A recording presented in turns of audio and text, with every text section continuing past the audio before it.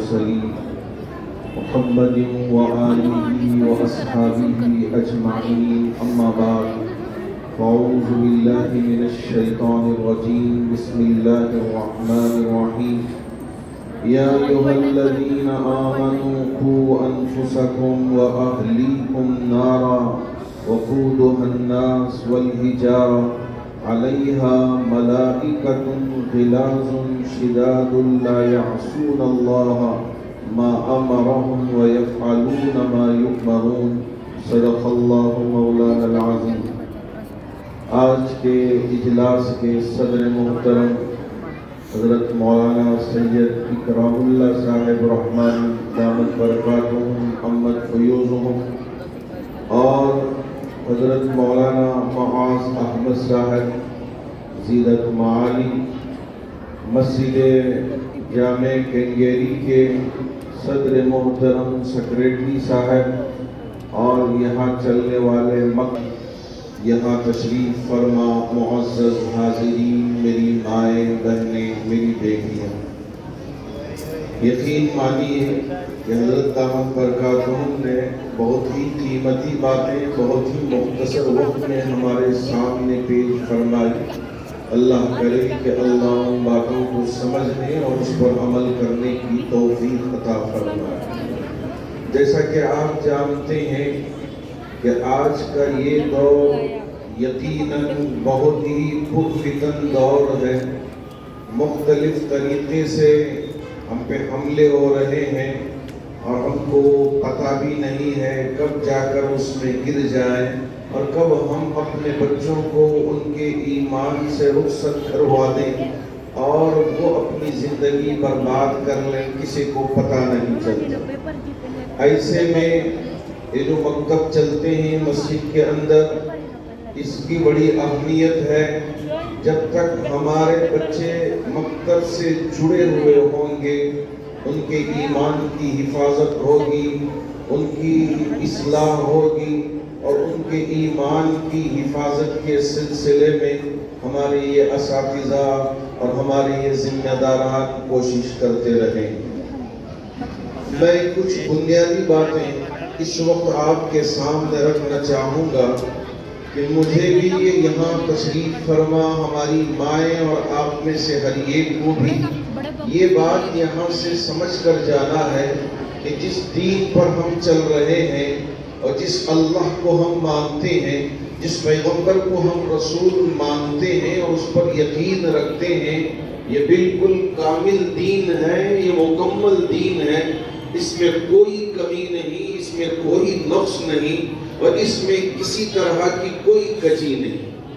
اس کا مطلب کیا ہے؟ ٹیڑھا پن نہیں ہے، کمزوری نہیں ہے، اس کے اندر کسی بھی طرح کا نقص نہیں ہے، تمام عیوب سے پاک یہ دین میرے اللہ نے ہم سب کے لیے عطا فرمایا ہے۔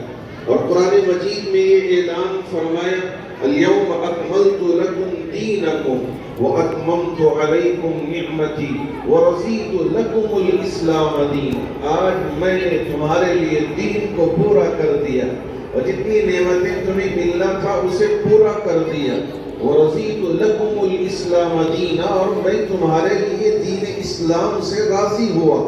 تو یہ دین اسلام اللہ رب ذوالجلال نے ہمیں عطا فرمایا ہے، اس پر ہم کو جمے رہنا ہے، کیونکہ اس دور میں بہت سارے ایسی بچیاں، بہت سارے ایسے بچے جو غیروں کے ساتھ آفسوں میں رہ کے کام کرتے گھر تھے، محبت میں گھر کے اپنے ایمان کا سودا کر دیتے ہیں۔ ابھی چند دن پہلے ہی ایک باپ جس کے چہرے پہ بڑی داڑھی ہے، جبہ پہنا ہے، ازار پہنا ہے، سر پہ ٹوپی پہنا ہے، میرے پاس اپنے ایک بچے کو لایا اور آنکھوں سے زاروں قطار آنسوں نکالنے لگا، کچھ کہہ نہیں پایا۔ میں نے اسے رونے کے لیے چھوڑ دیا، تقریباً 10 سے 15 منٹ روتا رہا۔ اس کے بعد اس باپ نے مجھ سے کہا، مولانا یہ میرا بیٹا کسی غیر مسلم لڑکی کے محبت میں شکار ہو کے مندر میں جا کے اپنا نکاح کیا، یہ ہے کہ جو بھی اس کا ہوا وہ وہاں ہوا، اب اس کے بعد گھر چھوڑ کے چلا گیا، چند مہینے ہنسی خوشی سے گزرے، اس کے بعد اس کی زندگی تنگ ہو گئی اور یہ اپنے آپ میں نہیں رہا، اور آج یہ روڈ کا ہو گیا ہے، پولیس اسٹیشن میں اس پر FIR ہو گیا اور اس پر مختلف قسم کے مقدمات داخل کر دیے گئے۔ پھر بعد میں نے ہی اس کی جو کچھ مدد کرنا تھا کروایا۔ بعد میں وہ اپنے بچے کو ساتھ لائے، لا کے کہا کہ اب ساری کارروائیوں سے فارغ ہو کے آپ کے پاس آیا ہے، تو میں نے اس سے اقرار کیا کہ اب کہو کہ اسلام نہیں چھوڑو گے، اب کہو کہ ایمان نہیں چھوڑو گے، اب میرے ساتھ کلمہ پڑھو، پھر دوبارہ اسلام میں داخل ہونا، اس لیے کہ تمہارا ایمان چلا گیا، تمہارا اسلام خیر آباد کر دیا، اب پھر دوبارہ تم کلمہ پڑھ کے اسلام میں داخل ہونا ہے۔ ایک دو بچوں کی کہانی نہیں ہے، اکثر و بیشتر ہمارے محلوں میں اس طرح کے واقعات پیش آ رہے ہیں۔ آج ہم سمجھ رہے ہیں کہ یہ ہمارے گھر کا معاملہ نہیں ہے، یہ کسی اور کے گھر کا قصہ ہے، اس سے ہم کو کیا لینا دینا ہے۔ اگر یہ سوچ کے ہم رہ جائیں، ہو سکتا ہے کہ یہ وبا ہمارے گھر میں پہنچ جائے، ہماری بچی کسی غیر کے ساتھ اپنی زندگی برباد کر رہی ہو، سوائے خون کے آنسوں کے کچھ اور ہمارے آنکھوں سے نہیں نکلے گا۔ اس لیے ذمہ دار مسجد کی بھی یہ ذمہ داری ہے کہ اپنے مسلمان بچیوں کی حفاظت کرے، مسلمان نوجوانوں کی حفاظت کرے، ان کے ایمان کی حفاظت کرے۔ ہمارا اللہ آسمانوں کا خالق ہے، ہمارا اللہ زمینوں کا مالک ہے، ہمارا اللہ ہواؤں پہ ملکیت رکھتا ہے، ہر چیز پہ قادر ہے، زندگی دینے والا بھی وہی ہے، موت کا دینے والا بھی وہی ہے۔ اللہ خالق کل شیء وهو على كل شيء قدیر، اللہ ہر چیز پہ قادر ہے، اللہ ہے، اللہ ہماری حفاظت کرنے والا ہے۔ اس لیے ہم اللہ کو کوئی معمولی نہ سمجھیں، اللہ بڑی ملکیت رکھنے والا ہے، ہر چیز پہ قادر رکھنے والا ہے۔ میرے اور آپ کے آقا تاجدار مدینہ احمد مصطفیٰ محمد مصطفیٰ صلی اللہ علیہ وسلم اللہ کے سچے رسول ہیں، سچے پیغمبر ہیں، آپ آخری نبی ہیں، آخری پیغمبر ہیں، کوئی نبی آپ کے بعد آنے والا نہیں ہے، آپ آخری پیغمبر ہیں، تو اس پر میرا بھی ایمان رہنا ہے اور آپ میں سے ہر ایک کا بھی ایمان ہونا ہے۔ پہلی بات تو مجھے آپ سے یہ عرض کرنی ہے کہ ہم جس اللہ کو مانتے ہیں وہ بڑا ہے، اس میں کوئی کمی نہیں۔ قل هو اللہ احد اللہ الصمد لم یلد ولم یولد ولم یکن له کفوا احد۔ اس کے اقرار کرنے کے بعد جس شریعت پہ ہم عمل کرتے ہیں اس شریعت کو شریعت مطہرہ کہتے ہیں۔ بعض چیزیں حلال ہیں تو بعض چیزیں حرام ہیں۔ اس دنیا میں جب ہم نے کلمہ پڑھ لیا، جو حلال چیزیں ہیں وہ اختیار کریں، جو حرام چیزیں ہیں اسے اپنے قریب بھی آنے دینا نہیں ہے۔ جیسے شراب حرام ہے، نشہ آور چیزیں حرام ہیں، زنا حرام ہے، ظلم ڈھانا حرام ہے، کسی کو قتل کرنا حرام ہے، ماں باپ کو ستانا یہ ظلم ٹھہرائے گا۔ تو اس طرح کی جو زیادتیاں ہیں ان سے ہم اپنے آپ کو بچانا ہے۔ دین اسلام کو ہم کامل اکمل مکمل سمجھ کر میرے آقا صلی اللہ علیہ وسلم نے جو طریقہ بتایا ہے اس کے مطابق ہم اپنی زندگی گزارتے ہیں کہ جو حلال چیزیں ہیں اسے استعمال کریں گے، جو حرام چیزیں ہیں اس کے قریب بھی نہیں پھٹکیں گے۔ کیوں؟ اس لیے کہ میرے رب نے ان چیزوں کو حرام قرار دیا ہے، میں اسے استعمال نہیں کر سکتا۔ سود حرام ہے تو حرام ہے، میں اسے استعمال نہیں کر سکتا۔ زنا حرام ہے تو حرام ہے، میں نہیں جا سکتا۔ اسی طرح نشہ، نشے کی جتنی چیزیں ہیں یہ حرام ہیں، لیکن آپ مجھے مسجد میں یہاں حصے میں بیٹھے ہوئے ہیں، آپ بھی دل پہ ہاتھ رکھ کے بولیں کتنے ہمارے نوجوان ہیں جو نشہ کے عادی ہو جاتے ہیں۔ تو اس کا مطلب یہ ہے کہ کیا اسلام میں کوئی کمی ہے؟ نہیں، وہ ان کی زندگی ہے، اللہ نے اختیار دیا ہے، اللہ نے بتا دیا حلال یہ ہے اسے استعمال کرو، حرام یہ چیزیں ہیں اسے چھوڑ دو۔ بس اگر وہ حرام کا مرتکب ہوتا ہے اللہ کے یہاں پکڑا جائے گا۔ ہماری ذمہ داری یہ ہے وَمَا عَلَيْنَا إِلَّا الْبَلَاغُ الْمُبِينُ، ساری باتوں کو ہم پہنچا دیں، یہ ہماری ذمہ داری ہے۔ ہم اپنی ذمہ داری کو پوری کر لیے، ہم کامیاب ہو گئے۔ اب یہاں پہلی بات ایمان کی کہی، دوسری بات شریعت مطہرہ کی کہی، اب تیسری ذمہ داری ہماری کیا ہے؟ ہماری اولاد کی حفاظت کرنا ہے، بچپن سے ہی ان کو حلال حرام کا سبب دینا ہے۔ مائیں سمجھتی ہیں، باپ سمجھتا ہے، چھوٹا بچہ ہے، اگر کوئی غلط چیز کھا لیتا ہے کھانے دو، بڑا ہو کے سیکھ جائے گا، اگر گالی دیتا ہے تو گالی دینے دو، بڑا ہو کے سیکھ جائے گا، اگر حرام کا لقمہ اندر جاتا ہے جانے دو، بعد میں سیکھ جائے گا۔ میرے اللہ نے فرمایا یا ایھا الذین آمنوا قوا انفسکم واہلیکم نارا، اے ایمان والو اپنے آپ کو بھی جہنم کے آگ سے بچاؤ، اپنے گھر والوں کو بھی جہنم کے آگ سے بچاؤ، اس لیے کہ لوگ اس کا ایندھن ہوں گے، پتھر اس کا ایندھن ہوں گے۔ وہ انفسکم واہلیکم نارا وقودها الناس والحجارہ علیہا ملائکہ۔ تو اپنی اولاد کو جہنم سے کیسے بچائیں؟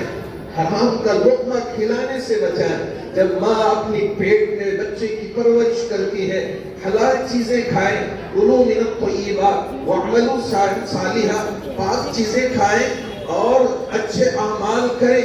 کلوا واشربوا ولا تسرفوا، کھاؤ پیو لیکن اسراف نہ کریں۔ تو اب اپنی اولاد کو بھی اور اپنے آپ کو بھی پاک چیزیں کھلانا ہے، تو اس سے ہی ہم میں تقوی آئے گا، اللہ کا ڈر آئے گا، اللہ کا خوف آئے گا، تو اس کا خیال رکھنا ہے۔ اب سوچتے ہیں کہ چلو چھوٹا بچہ ہے، اگر کچھ کھا لیتا ہے تو کھانے دو۔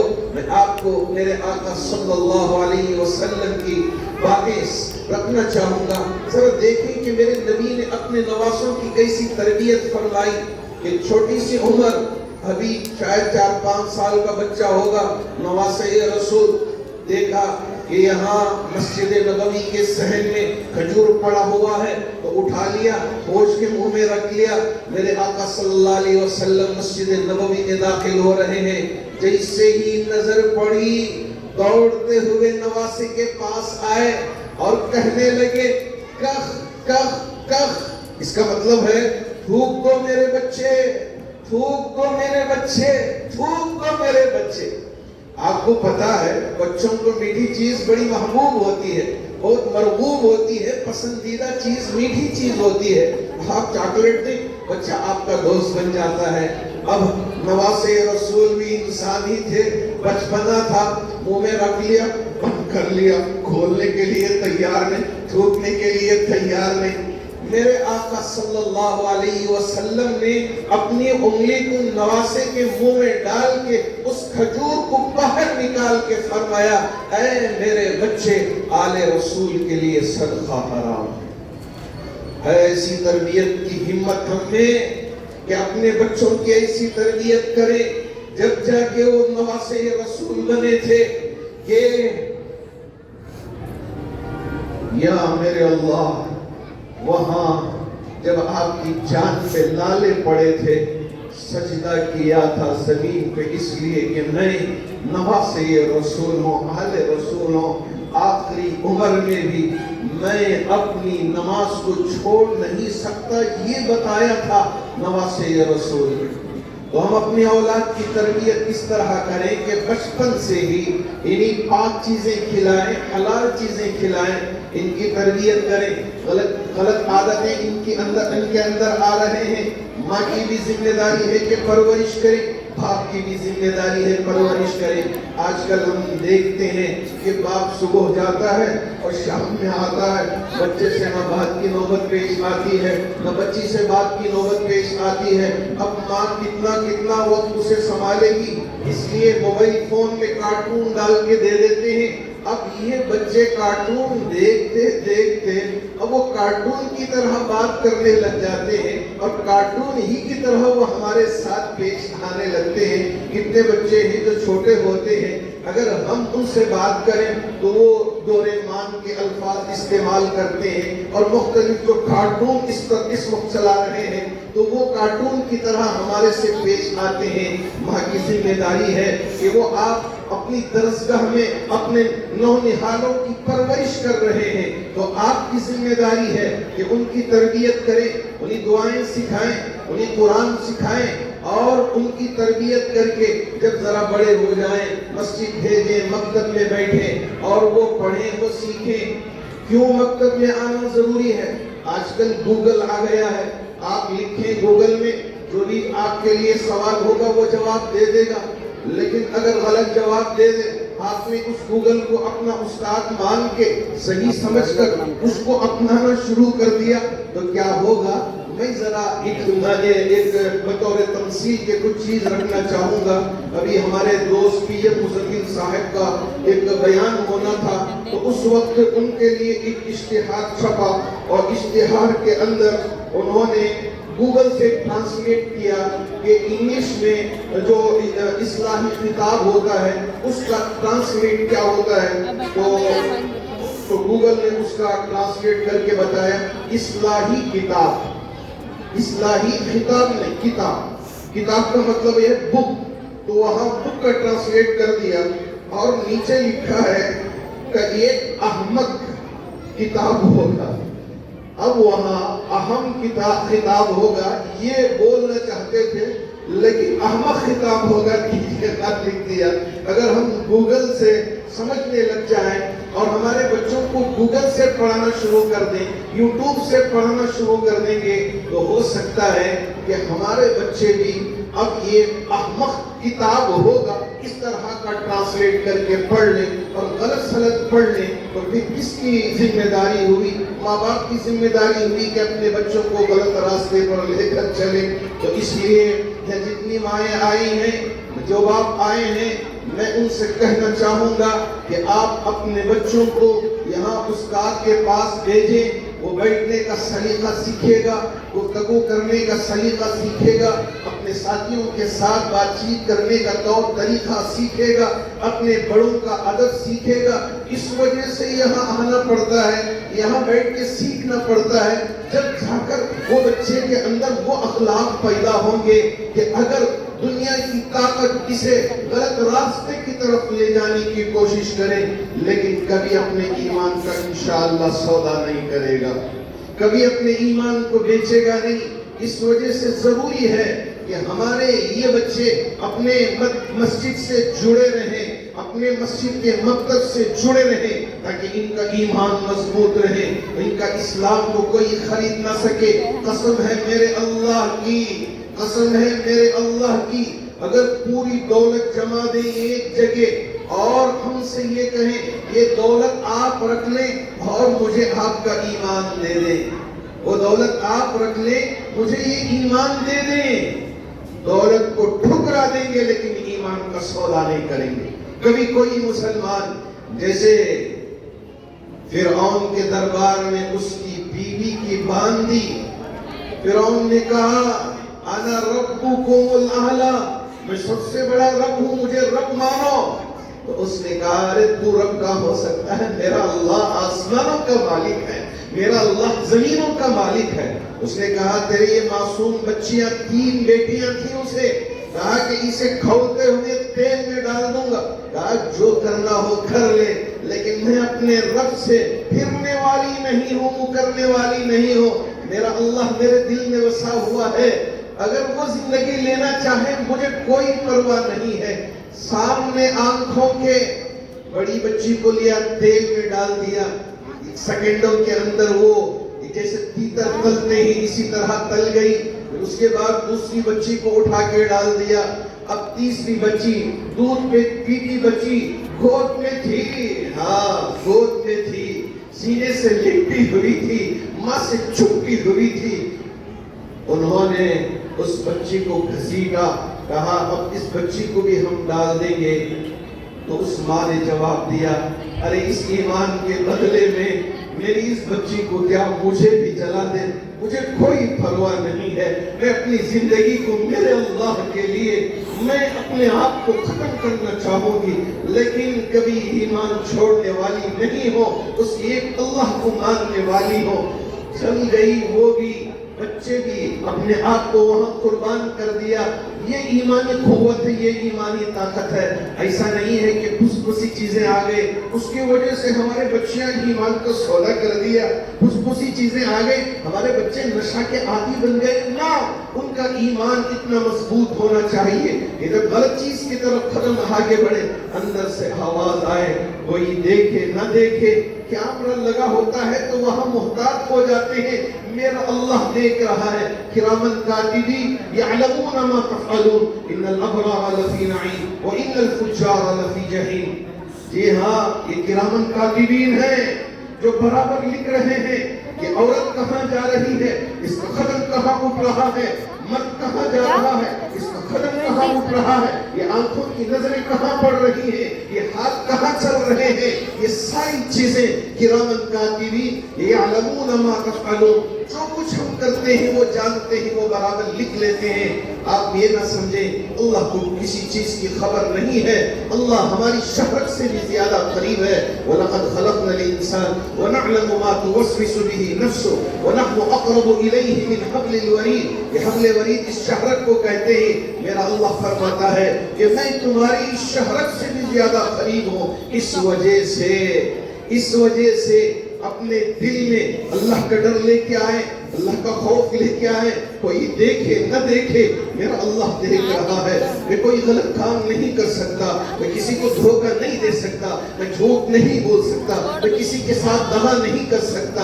میں اپنے ہاتھ کو سچائی کے راستے پہ لے کے چلوں گا, شریعت مطہرہ کے مطابق زندگی گزارنے والا بنوں گا, اپنے اولاد کی بھی حفاظت کروں گا, میں اپنے گھر کو خوشحال گھر بناؤں گا.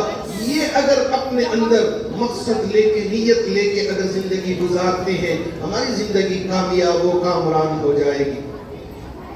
تو میں آپ سے یہ کہنا چاہوں گا کہ ماشاءاللہ ہمارے مولانا معاذ صاحب نے اور آپ کی پوری ٹیم نے, اساتذہ کی ذمہ داروں کی سرپرستی میں یہاں قرآن کے صحیح تلفظ پڑھنے کا نظام بنایا. اس لیے کہ قرآن اگر غلط سلط پڑھ لے, جیسے کہ ابھی میں نے گوگل کی مثال دی, ایسے ہی الحمدللہ رب العالمین کی جگہ اگر الحمدللہ رب العالمین الرحمن الرحیم مالک یوم الدین اس طرح مجہول قرآن کو ہم نے پڑھ لیا, اللہ ہم سے کہاں راضی ہوگا. یہاں آئے, قرآن کا صحیح تلفظ سیکھیں کہ کیسے ہا ادا کرنا ہے, کیسے قاف ادا کرنا ہے, کیسے خا ادا کرنا ہے, کیسے ذال ادا کرنا ہے, کیسے زا ادا کرنا ہے, کیسے سین ادا کرنا ہے, کیسے فات ادا کرنا ہے. یہ سارے حروف کا تلفظ, کہاں غنہ کرنا ہے, کہاں اخفا کرنا ہے, کہاں اظہار کرنا ہے, کہاں مد کرنا ہے, کہاں مد نہیں کرنا ہے, ان سارے چیزوں کو سیکھا جاتا ہے ہمارے اساتذہ کے پاس رہ کر. ہماری بچیاں سیکھتی ہیں, ہمارے بچے سیکھتے ہیں تاکہ قرآن صحیح طریقے سے پڑھیں. مسئلے مسائل جو ضروری ہیں, بنیادی مسائل ہیں, اسے سیکھ لیں اور 40 حدیثیں یاد کر لیں. کیوں؟ اس لیے کہ میرے نبی نے فرمایا جس کے سینے میں 40 حدیثیں ہوں, اللہ رب ذوالجلال اس سینے پر جہنم کی آگ کو حرام فرما دیتے ہیں. تو اس وجہ سے ہمارے بچے 40 حدیثیں یاد کر کے اس کے مطابق اپنی زندگی گزارنے والے بنتے ہیں. بہت سارے ایسے جو مکتب میں رہتے ہوئے, مجھے جانا ہوا تھا شیموگا کے پاس بھدراوتی ایک بستی میں, تو وہاں ہمارے مکتب کے کچھ اساتذہ میرے پاس آئے, کہنے لگے حضرت اس کی دستار بندی ہے. میں ابھی پوچھنے والا تھا صدر محترم سے کہ کیا یہ حافظ ہو گئے ہیں, ان کی دستار بندی ہو رہی ہے ماشاءاللہ, لیکن یہ بچے حافظ بنے اس لیے خالی کے ذریعے سے ہم نے یہ باندھ دیا تاکہ یہ بچے حافظ بنے. تو اس وقت میں نے پوچھا, ان سے سوال کیا, ان بچوں کی دستار بندی ماشاءاللہ ہو رہی ہے کہ کیا یہ حافظ ہو گئے؟ کہا حضرت مکتب میں پڑھتے پڑھتے یہ قرآن یاد کر لیا اور قرآن کے حافظ بن گئے ہیں مکتب میں, اور آج ان کی دستار بندی. ہم امید کرتے ہیں کہ یہاں اسکول میں پڑھنے والے بچے, مکتب کو آنے والے بچے, اگر ان کی ترتیب دے دی جائے تو یہ بھی قرآن کے حافظ بنیں گے. کل قیامت کے دن جہنم والے جہنم میں جائیں گے, جنت والے جنت میں ہوں گے, اور یہ حافظ قرآن یہاں اس کے مطابق اپنی زندگی گزارنے والا بن گیا. اگر میرا رب کہے کہ اے حافظ قرآن تیرے رشتے دار، تیری ماں، تیرا باپ، تیرا بھائی، تیرا چچا، تیرا ماموں، تیری مامی، تیری پھوپھی یہ جہنم میں جل رہے ہیں۔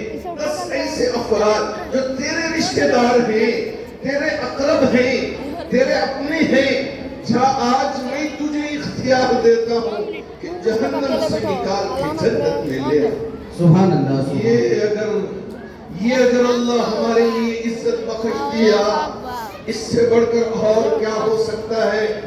میں جب امریکہ میں قرآن سنانے کے لیے جاتا تھا، کئی انجینئرز، ڈاکٹرز مجھ سے یہ کہتے تھے، مولانا حافظ صاحب میں سورہ بقرہ کا حافظ ہوں، سورہ آل عمران کا حافظ ہوں، سورہ نساء کا حافظ ہوں، اور سورہ مائدہ کا حافظ، انعام کا حافظ، آراف کا حافظ، انفال کا حافظ۔ میں نے پوچھا کیسے حفظ کر لیا؟ آپ تو ڈاکٹر ہو اور آپ تو انجینئر ہو، کیسے وقت مل گیا؟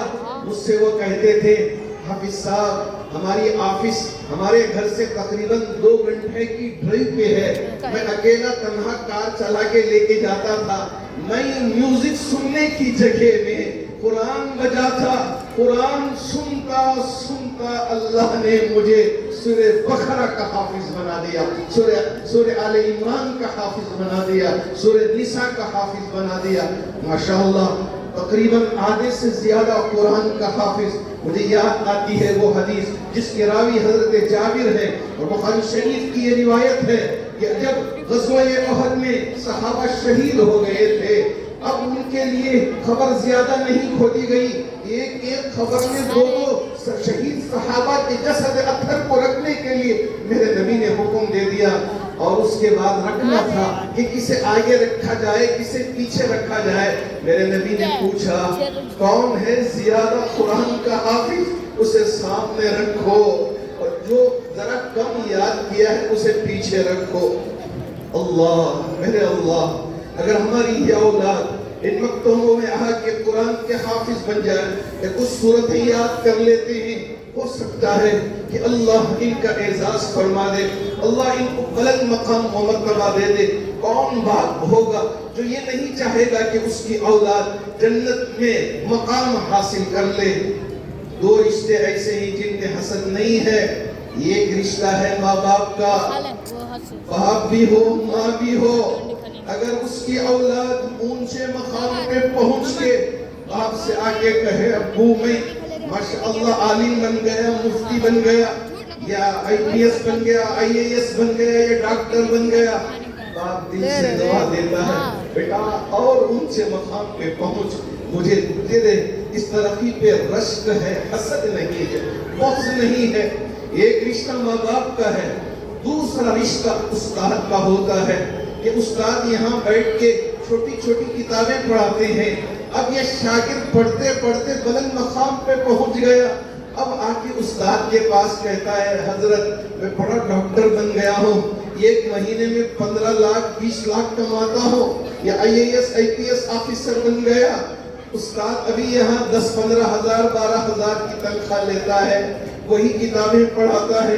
اب اس کے آگے کہنے پہ استاد اس سے حسد نہیں کرتا بلکہ دعاؤں سے نوازتا ہے، اے میرے بچے اللہ تجھے اور اونچے مقام پہ پہنچا۔ کبھی اس کے دل میں حسد پیدا نہیں ہوتا، کبھی بغض نہیں، کبھی اس کے لیے غلط سوچ نہیں۔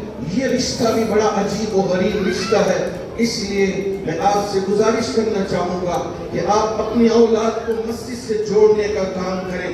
ذمہ داران مسجد بھی پورے جذبے کے ساتھ، میں دیکھ رہا تھا کہ ماشاءاللہ پورے جذبے کے ساتھ پوری ٹیم مل کے کام کر رہی ہے۔ سال بھر کسی طرح اپنے آپ کو فارغ رکھیں، ذرا وقت لگائیں، محلے کا کوئی بچہ اپنے گھر میں رہ کر اپنی زندگی برباد نہ کرے، پورے تمام بچے یہاں آئے، ہر ایک بچے کا ڈیٹا آپ کے پاس ہو اور ہر بچہ جنتی بن جائے۔ حریص علیکم بالمؤمنین رؤوف الرحیم، جو میرے نبی کی صفت ہے وہ صفت ہم میں سے ہر ایک کے اندر پیدا ہو جائے، ہمارے یہ بچے جنت میں جانے والے بنے۔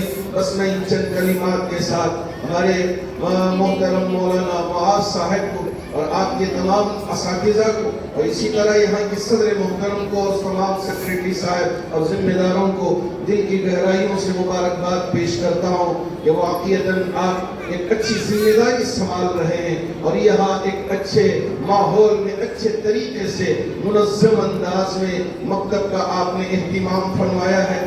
اللہ آپ کی ان کوششوں کو کاوشوں کو اپنی بارگاہ میں شرف قبولیت عطا فرمائے. یہ ہماری اولاد اور ہم سب مل کے اپنے ہاتھ تھام کی جنت میں جانے والے بنے. جنت الفردوس اللہ رب الجلال ہمارے لیے مقدر فرما دے.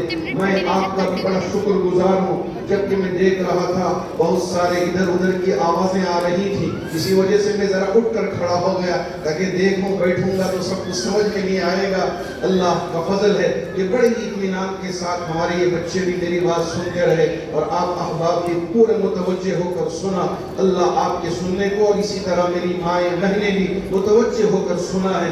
اللہ سب کے سننے کو قبول فرما کر اس مجلس کے عوض ہم سب کی مغفرت کے فیصلے فرمائے. آمین وآخر دعوانا ان الحمد للہ رب العالمین. ماشاءاللہ سبحان